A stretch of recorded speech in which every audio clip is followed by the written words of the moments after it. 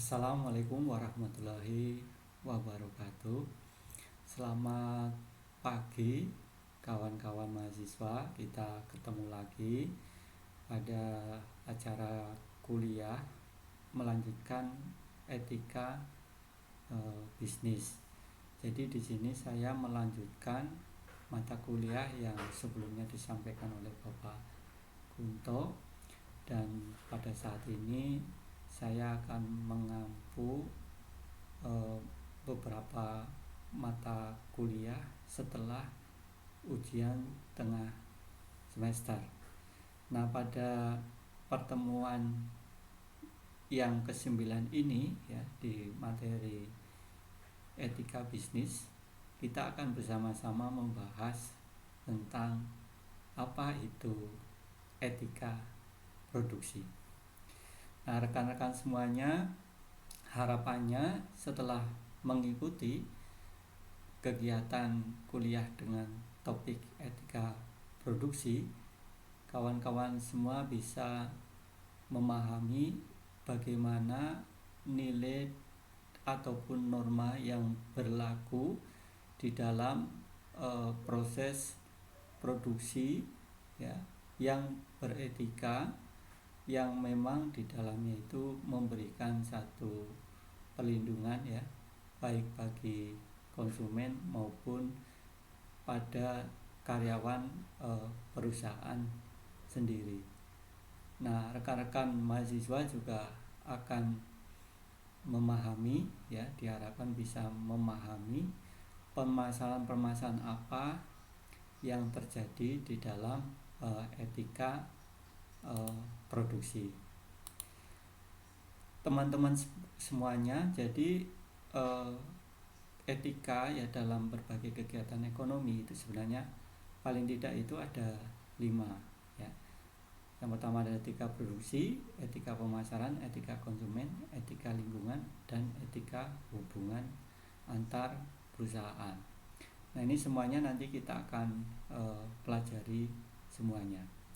Nah, kawan-kawan semuanya, saya kira semua perusahaan gitu ya, kita mengetahui bersama bahwa semua perusahaan itu menginginkan ya adanya laba yang sebanyak-banyaknya. Tapi di sisi lain juga menginginkan biaya yang dikeluarkan itu sekecil-kecilnya.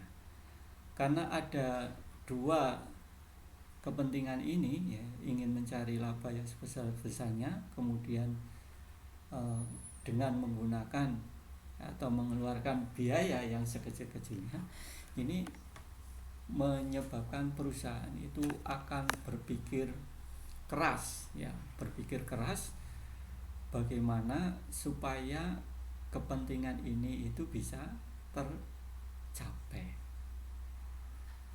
labanya sebanyak-banyaknya tetapi dengan biaya yang sekecil-kecilnya. Nah, ini. Nah, di dalam prakteknya masing-masing perusahaan itu mempunyai strategi yang berbeda-beda. Nah, strategi yang dipilih itu akan mencerminkan bagaimana comply atau ketaatan perusahaan ya di dalam memberikan pelindungan kepada konsumen maupun pelindungan kepada karyawannya.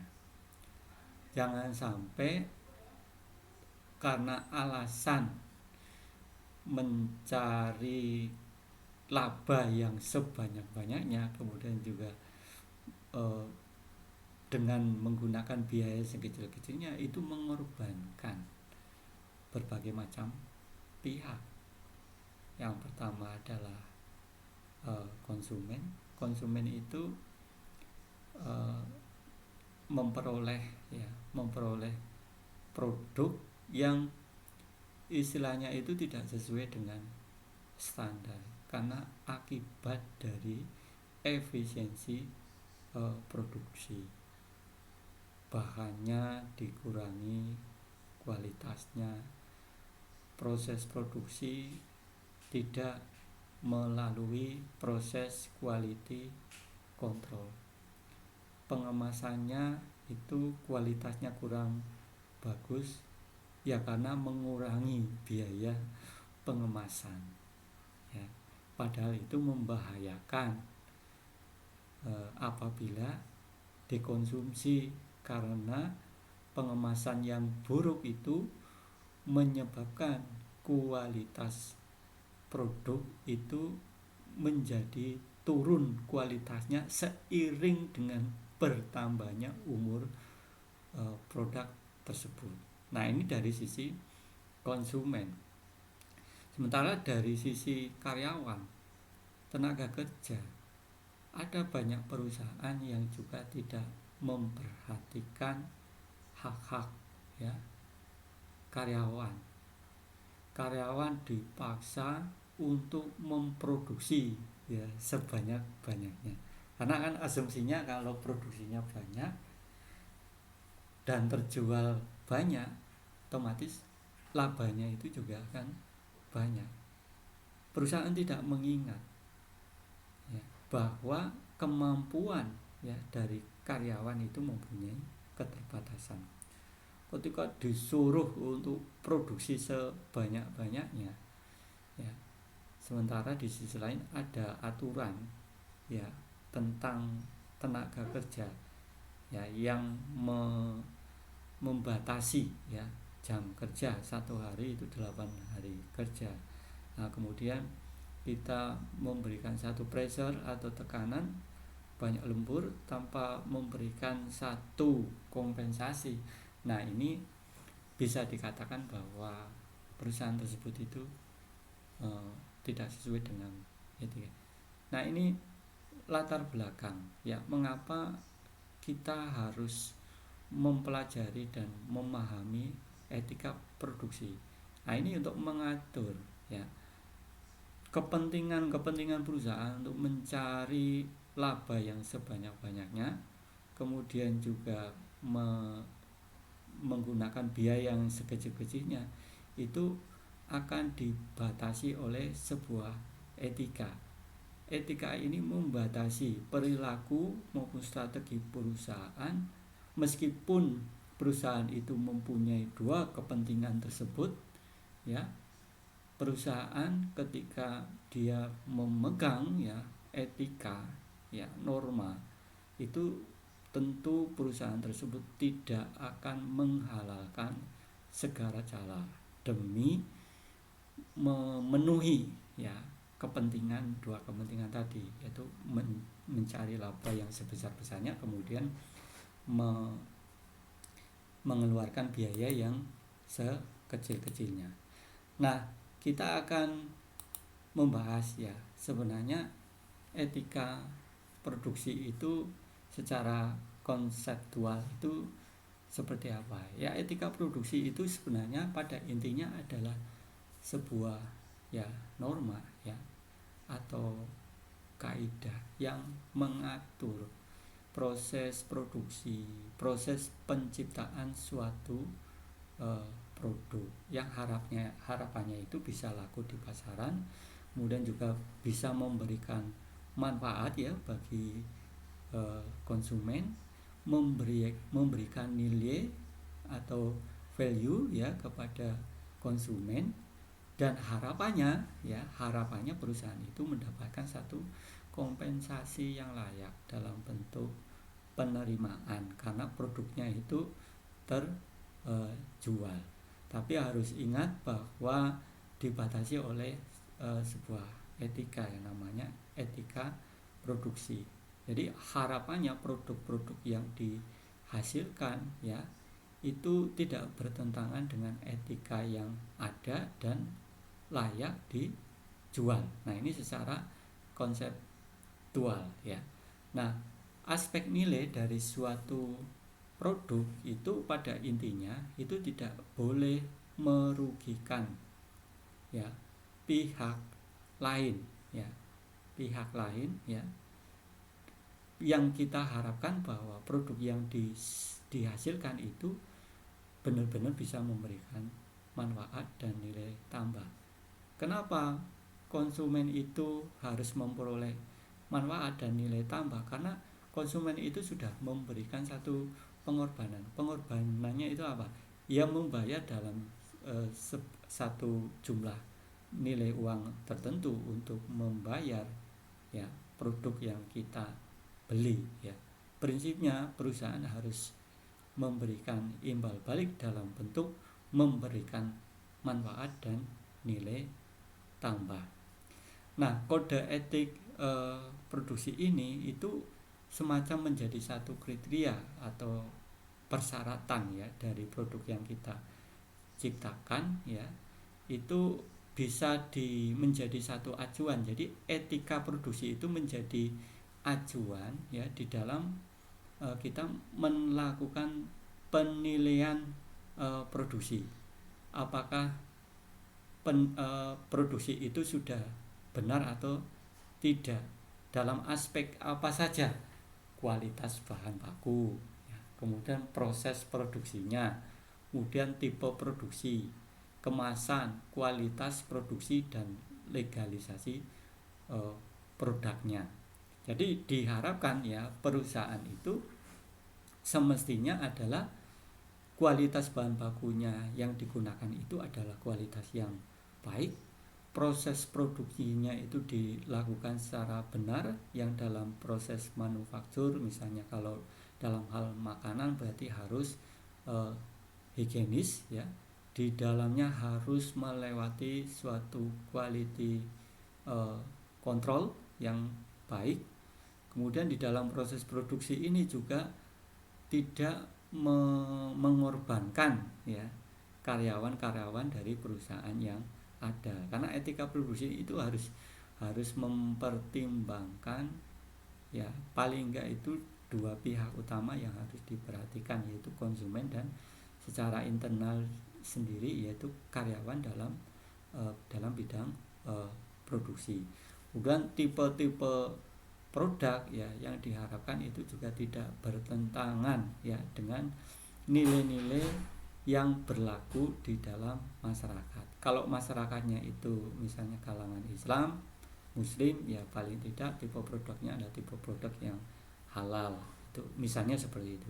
Kemudian kemasannya itu juga harus baik ya, dalam pengertian bisa melindungi isi makanannya itu dari campuran dari proses penurunan kualitas ya. Jangan sampai karena ditaruh di sembarang tempat ya, kemudian itu cepat rusak ya karena pengemasannya itu tidak baik. Kemudian juga secara kualitas produksi ini juga harus dijamin ya, kualitasnya harus baik ya.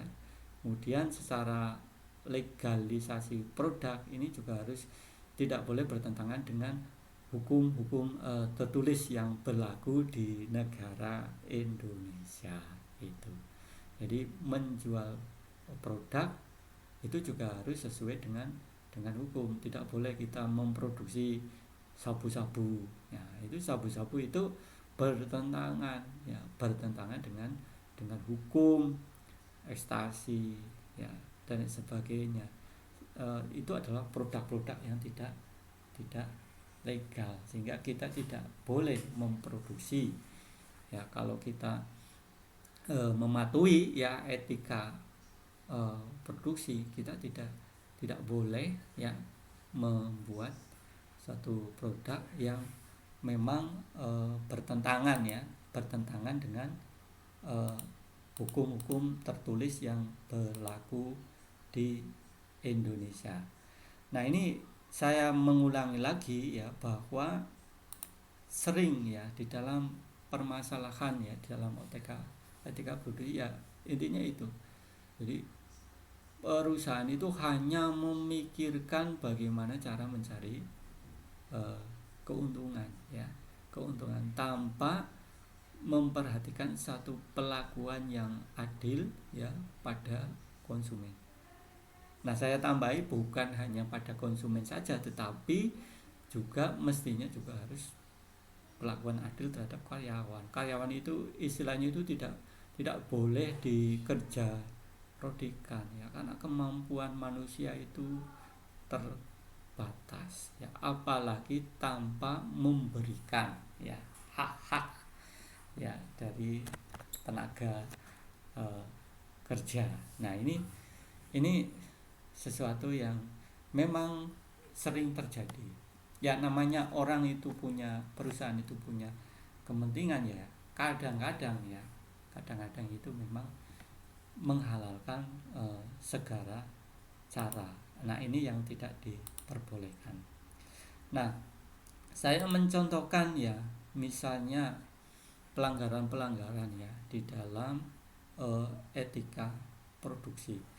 Pernah dulu itu sekitar tahun 2006 ya, saya tidak menyebutkan merek gitu, ada obat nyamuk ya yang setelah diteliti itu mengandung bahan-bahan yang berbahaya.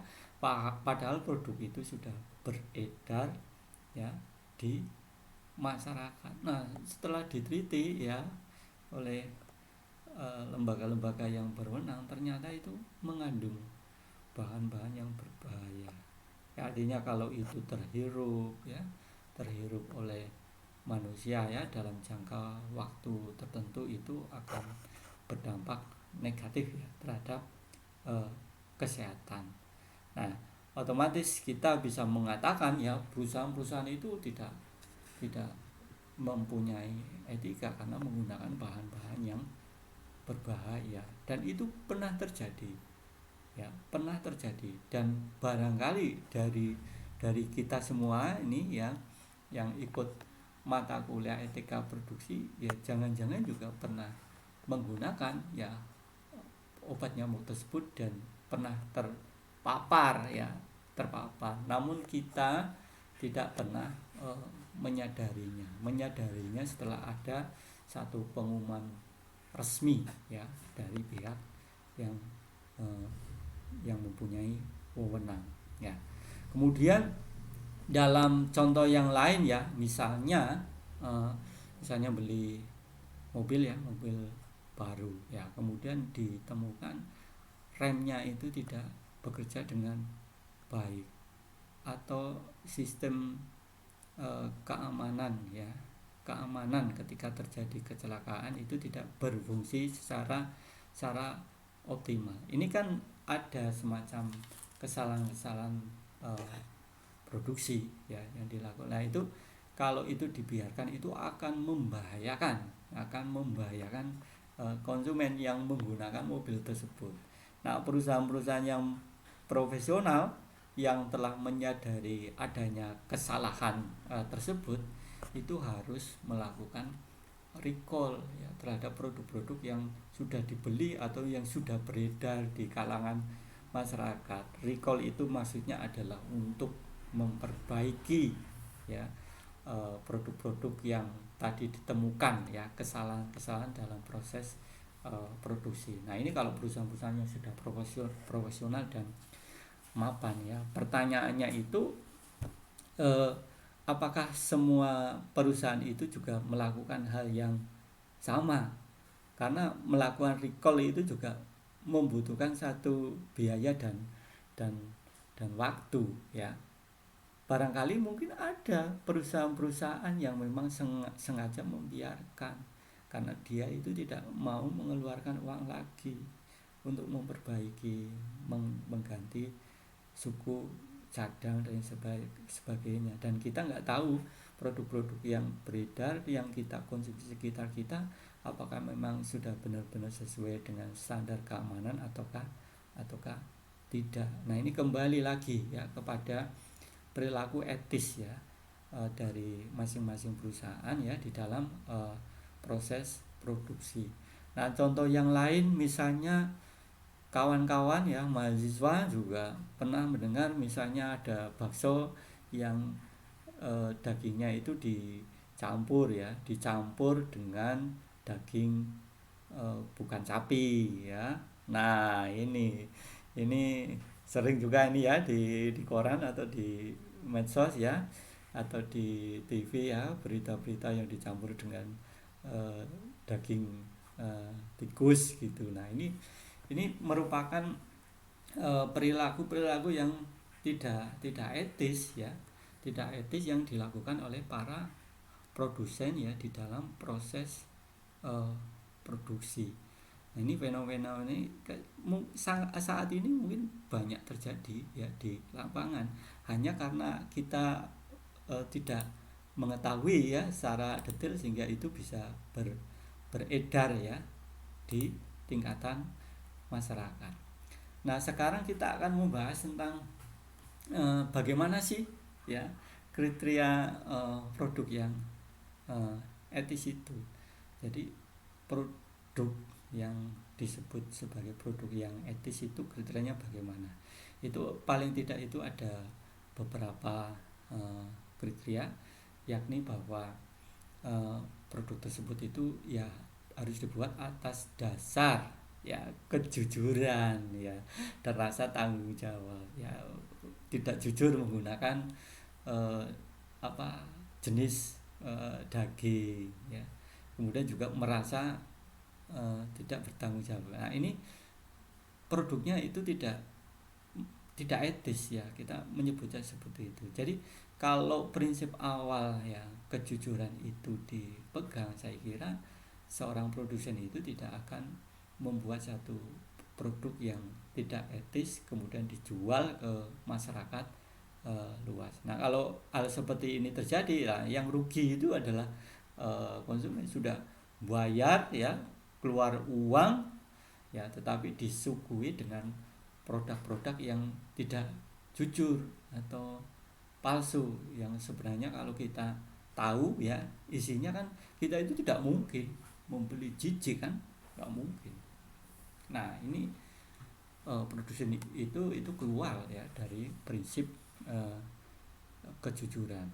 Nah, kriteria yang lain adalah produk tersebut itu bukan produk yang berisiko ya bagi konsumen. Ya, artinya setelah misalnya itu produk makanan ya atau minuman, mestinya setelah mengkonsumsi ya produk tersebut itu tidak mempunyai efek yang negatif ya, baik dalam jangka pendek maupun jangka panjang. Atau misalnya produk-produk yang lain ya, misalnya produk kendaraan, paling tidak produk itu harus memberikan satu keamanan dan keselamatan ya bagi para penggunanya ya, tidak menimbulkan satu resiko yang tidak baik ya bagi konsumen. Kemudian yang ketiga adalah produk itu ya harus memang diterima ya dengan senang hati ya, jangan sampai menimbulkan kecewa, marah atau perasaan tidak terima dan sebagainya. Nah, ini seorang produsen itu harus memikirkan membuat satu produk yang sekiranya itu tidak menimbulkan rasa kecewa ya atau marah ya bagi konsumen ya. Ya, kalau misalnya menjual makanan yang dengan bahan baku yang tidak sesuai ya dengan nilai-nilai yang berlaku di masyarakat, tentu itu akan mengecewakan ya. Kalau itu diketahui oleh konsumen ya konsumennya akan marah ya, nanti warung kita itu akan dibakar ya, atau dilaporkan pada polisi. Nah, ini menjadi perhatian ya bagi kita semuanya. Kemudian yang keempat adalah bahwa harga produk ya itu harus dibuat wajar ya, jadi mencari keuntungan itu juga harus wajar, jangan sampai terlalu banyak ya mengambil keuntungan, padahal itu manfaat yang diterima oleh konsumen itu biasa-biasa saja gitu ya, biasa-biasa saja. Jangan istilahnya menipu ya bahwa produk ini adalah kualitasnya baik dan sebagainya, kemudian mendorong, mempressure atau mempengaruhi konsumen untuk membayar dengan harga yang mahal, padahal sebenarnya produknya itu adalah biasa-biasa saja ya, kecuali kalau misalnya produk-produk yang memang branded ya, artinya yang dijual itu bukan fisik dari produknya tetapi adalah nilai atau brand ya, atau value ya, dimana orang yang membeli produk tersebut itu ya semacam menjadi satu prestis, ya itu nggak menjadi soal ya. Kalau misalnya barangnya itu memang benar-benar barang branded, tapi bukan berarti bahwa eh, harganya mahal kok seolah-olah itu tidak adil ya.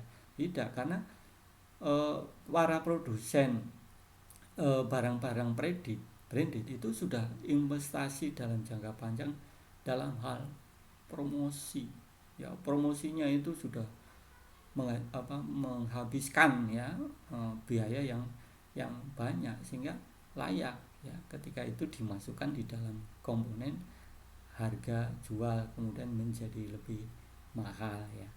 Nah itu garis bawahnya seperti itu. Ketika misalnya barangnya itu biasa-biasa saja kemudian dikecapi karena sebagai pedagang ya, menyebut bahwa barang kita nomor satu terbaik dan sebagainya, padahal barangnya itu biasa-biasa aja ya, itu adalah perilaku yang tidak etis. Nah kemudian di dalam proses penjualan juga semestinya tidak ada unsur hasutan ya, pemaksaan, tekanan, penipuan ya, sehingga ini kita harus menciptakan satu kondisi ya kepada konsumen ya. Konsumen tersebut itu harus bisa berpikir rasional ya di dalam mengambil keputusan pembelian. Jangan sampai karena ada pemaksaan kemudian konsumen itu tidak bisa berpikir rasional, sehingga ya dia beli aja karena ada rasa takut atau rasa nggak enak. Nah kalau sudah seperti ini nanti biasanya itu akan menyesal ya, akan menyesal di kemudian hari itu. Padahal kriteria produk yang di awal tadi disampaikan, kalau bisa jangan memberikan satu rasa kekecewaan ya kepada konsumen. Kemudian secara takaran ya, ini yang ketujuh, takaran produk itu tidak sesuai standar. Tulisannya 1 kilo, isinya padahal hanya 900 gram. Jualan bensin 1 liter, pada kenyataannya itu hanya 800 ml. Nah ini kan perilaku yang tidak etis. Sebaliknya ya, kita harus mengedepankan ya kalau menjual produk ya, kaitannya dengan ukuran atau takaran ya harus sesuai dengan kenyataan, karena ini menyangkut soal kepercayaan ya. Coba bayangkan kalau rekan-rekan mahasiswa itu menjadi satu bisnismen ya, atau pengusaha ya, atau pengusaha pun pom bensin ya misalnya, kemudian berperilaku tidak etis dengan menjual misalnya ukurannya tidak standar, jumlah liternya itu tidak standar, itu kepercayaannya itu lama kelamaan dari konsumen itu akan luntur. Pasti tahulah, orang itu akan merasakan bahwa misalnya beli bensin 2 liter kok rasa-rasanya yang biasanya habis sampai dengan 4 hari ini kok cuma 3 hari atau 2 hari. Itu pasti akan merasakan ya bahwa ada yang aneh ya terkait dengan jumlah liter ya, takarannya itu. Jadi ini harus hati-hati ya, harus hati-hati. Nah kalau misalnya kepercayaan konsumen itu sudah luntur ya, yang rugi dalam jangka panjang adalah bisnismen itu sendiri, pengusaha itu sendiri. Nah kemudian kriteria yang lain adalah ketika misalnya konsumen itu membeli produk tersebut ya, istilahnya konsumen itu tidak akan mempunyai masalah ya dengan pihak yang lain. Nah ini contoh-contohnya, misalnya barang yang dipasukan kemudian dibeli oleh konsumen, kemudian ada komplain ya, ada komplain dari pemilik produk aslinya, kemudian konsumen itu menjadi bermasalah ya misalnya. Atau menjual produk yang sebenarnya produk itu dalam sengketa ya dengan pihak lain. Ketika sebuah produk itu dalam sengketa ya dengan pihak lain, ya itu tentu tidak boleh dijual. Konsumen itu harus diberikan informasi yang sedetail-detailnya terkait dengan riwayat ya dari produk tersebut. Nah ini kejadian-kejadian atau fenomena-fenomena ya dalam hal pelindungan konsumen. Jadi ada masalah-masalah yang sebenarnya kita ya sebagai perusahaan ya, atau sebagai pihak yang mempunyai konsen ya terhadap hak-hak terhadap konsumen, hal seperti ini itu harus diberikan pelindungan konsumen ya. Misalnya ketika terjadi satu kecelakaan ya, ketika konsumen menggunakan atau mengutilisasi produk tersebut ya, seorang produsen ya harus ikut bertanggung jawab ya, ketika itu memang disebabkan oleh ya kesalahan teknis dari produk yang telah dibuat ya, bukan karena human error ya, karena bukan human error ya otomatis paling tidak itu harus ikut bertanggung jawab. Perusahaan harus memberikan pelindungan konsumen. Di negara-negara maju itu pelindungan konsumennya itu sudah bagus, di mana seorang konsumen itu bisa menuntut ya ganti rugi ketika yang bersangkutan itu mengalami kecelakaan ketika menggunakan produk. Nah, untuk di Indonesia memang kesadaran ini itu masih jauh dan memang masih perlu ditingkatkan. Kemudian produk-produk yang di perdagangan ya biasanya juga tidak ada tambahan ya pelindungannya. Misalnya dalam hal pengemasan yang harusnya diberi bungkus 2 lapis, kemudian diberi hanya 1. Lah ini kan cukup berbahaya ketika misalnya karena faktor umur kemudian isinya itu menjadi terjadi pengurangan ya kualitas. Kemudian produk cacat ya dalam hal desain produk atau bahan atau dalam proses pembuatan ya, ini juga harus ada pelindungan terhadap konsumen ya. Paling hak itu perusahaan itu harus mempunyai tanggung jawab ya. Yang pertama itu mengurangi ya terjadinya kecelakaan ya, kemudian juga apabila itu terjadi produk cacat ya harus ada proses penggantian. Kemudian selalu berpikir ya bagaimana meningkatkan ya keamanan ya, keselamatan dari konsumen. Jangan sampai sudah tahu itu kalau digunakan itu akan menjadi satu permasalahan tetapi itu tetap dipakai ya atau dijual. Nah, ini tentu adalah perusahaan yang memang tidak dalam mindsetnya itu tidak memberikan satu pelindungan ya yang baik ya terhadap konsumen gitu. Nah, terhadap konsumen. Nah, rekan-rekan semuanya, yang terakhir adalah soal klaim produsen ya terhadap kualitas produk. Jadi kualitas produk ya itu paling enggak itu memenuhi beberapa aspek ya. Yang pertama itu adalah soal keandalan. Jadi kita harus memastikan bahwa produk yang dibuat ya oleh konsumen itu benar-benar handal ya dan dapat fungsinya itu bisa optimal ya pada saat digunakan oleh konsumen, dan ini harus sesuai ya dengan harapan dari konsumen. Ketika konsumen itu sudah bayar ya yang mahal ya, kemudian ternyata produknya itu tidak handal, nah ini kan juga akan menimbulkan satu kekecewaan ya bagi konsumen. Kemudian aspek kedua ya terkait dengan kualitas produk adalah masa penggunaan. Jadi masa penggunaannya itu juga harus sesuai dengan apa yang diiklankan ya.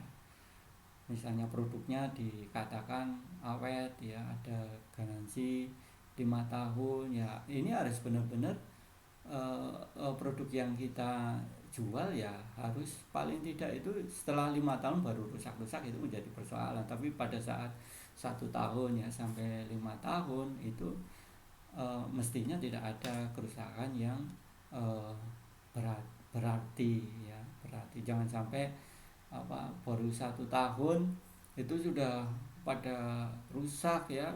Ya ini kan tentu akan menjadi satu pertanyaan ya mengenai kualitas produk tersebut.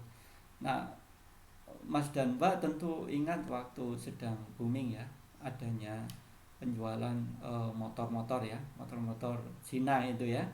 Nah dulu itu pernah booming itu laris ya, karena harganya murah sekali, orang itu banyak tergiur, jadi barangnya bagus ya, bagus, kemudian sedap dipandang mata, kemudian produknya itu pokoknya intinya itu sangat menggoda sekali dari sisi harga ya maupun penampilan ya.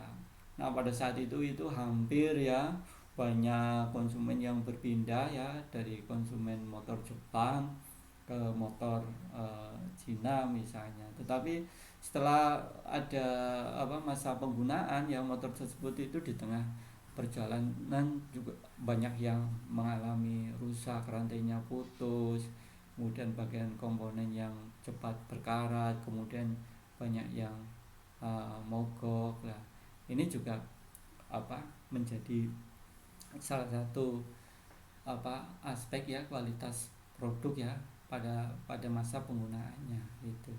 Jadi paling tidak masa penggunaannya itu harus sesuai dengan apa yang kita iklankan ya oleh perusahaan gitu. Ya orang secara psikologi ya konsumen itu kan ketika membeli satu barang kan harapannya itu kan bisa awet ya, bertahan lama walaupun itu digunakan berulang kali. Nah itu sih harapannya. Jadi bagaimana kita memikirkan ya, berorientasi pada kualitas produk, dari sisi masa penggunaan itu harus bisa bertahan lama. Kemudian kriteria yang lain ya dari kualitas produk itu adalah kemudahan ya di dalam pemeliharaan. Jadi mudah ya dipelihara, di maintenance ya dengan baik. Kalau misalnya ada kerusakan ya pasti ada solusinya. Kalau ada onderdil ya misalnya yang rusak itu juga ada suku cadang ya atau onderdil, jangan sampai onderdilnya juga susah gitu, susah dicari ya. Kemudian juga tenaga servis ya, teknisinya itu juga tidak boleh sulit dicari ya di lapangan ya. Misalnya jual produk di Surabaya misalnya, servisnya harus di Jakarta. Nah ini juga nggak bisa ya seperti itu. Nah kemudian yang keempat adalah soal keamanan produk ya. Jadi tingkat resiko ya dalam penggunaan produk yang dapat diterima dan diketahui. Jadi resiko ya itu harus diketahui ya oleh konsumen ya. Ketika misalnya minum obat ya, nah itu kan ada indikasi ya. Kalau atau ada efek samping, efek sampingnya itu harus dituliskan. Misalnya setelah minum obat ini nanti mungkin perutnya agak mulas sedikit. Nah itu harus disampaikan ya, resiko-resiko seperti itu. Atau mungkin setelah mengkonsumsi obat ini nanti akan ada rasa ngantuk ya, kemudian tidak boleh mengemudi. Nah ini kan informasi-informasi yang memang harus disampaikan ya kepada konsumen ya. Ini saya kira sangat penting sekali ya, harus diketahui ya. Jadi ketika misalnya produsen ya dalam menciptakan satu produk ya harus memperhatikan ya kualitas produk itu sendiri. Yang pertama adalah soal keandalan, jadi produk itu harus benar-benar handal dan bisa berfungsi dengan baik dan memang itu diharapkan ya oleh konsumen. Kemudian masa penggunaannya itu juga harus wajar ya, sesuai dengan umur ekonomi atau umur teknis ya dari sebuah produk ya. Belum dipakai 3 tahun itu sudah rusak. Nah ini nggak boleh ya, nggak boleh seperti itu. Jadi ketika menciptakan satu produk, kita juga harus benar-benar memikirkan teknis dan teknologinya sehingga masa penggunaannya itu bisa lama. Karena ini adalah keinginan ya setiap orang. Saya pribadi ketika membeli produk tentu ingin memperoleh satu produk yang memang bisa bertahan lama. Coba bayangkan kalau teman-teman ya, rekan-rekan mahasiswa itu beli laptop baru 1 tahun harganya 5 juta, baru 1 tahun itu sudah rusak ya, hang, kemudian keyboardnya banyak yang rotol, kemudian baterainya itu cepat habis. Nah ini kan sesuatu yang memang tidak diharapkan. Jadi quality kontrolnya itu harus benar-benar jeli ya, cermat, sehingga tidak menyebabkan ya, tidak menyebabkan kekecewaan. Kemudian layanan-layanan ya dalam pemeliharaan, layanan guna jual ya, tempat servis juga harus diperbanyak ya ketika menjual produk ya di Papua, di Kalimantan, tetapi perusahaan tidak menyediakan layanan servis ya, tempat-tempat servis, atau paling enggak itu mendidik atau melatih ya bengkel lokal agar supaya dia itu bisa memaintenance atau memperbaiki atau menservis dari produk-produk yang kita jual. Nah ini harus seiring, harus seimbang ya, jangan sampai hanya berorientasi ya pada penjualan ya, kemudian layanan purna jual itu tidak diperhatikan ya. Kita harus memberikan jaminan, harus bisa memberikan satu garansi. Saya ulang lagi kemudian yang soal keamanan produk. Jadi resiko-resiko yang ditimbulkan itu harus diberikan ya, informasinya ya, secara terang benderang.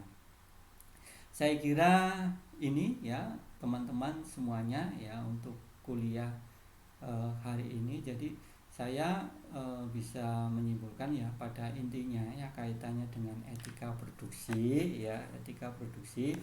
Jadi perusahaan ya meskipun dia itu punya kepentingan untuk mencari laba ya yang sebesar-besarnya ya dengan biaya sekecil-kecilnya, jangan sampai menghalalkan segala cara, yaitu ya contohnya adalah misalnya mengurangi ya kualitas bahan baku dengan pikiran bahwa itu bisa mengurangi biaya, padahal ketika mengurangi kualitas itu malah justru membahayakan ya bagi konsumen. Nah ini yang nggak boleh terjadi. Jadi prinsip menghalalkan segala cara dengan mengabaikan ya etika produksi ini yang tidak dibenarkan. Nah etika produksi ini adalah nilai atau norma ya untuk menilai ya proses produksi itu bisa dikatakan benar atau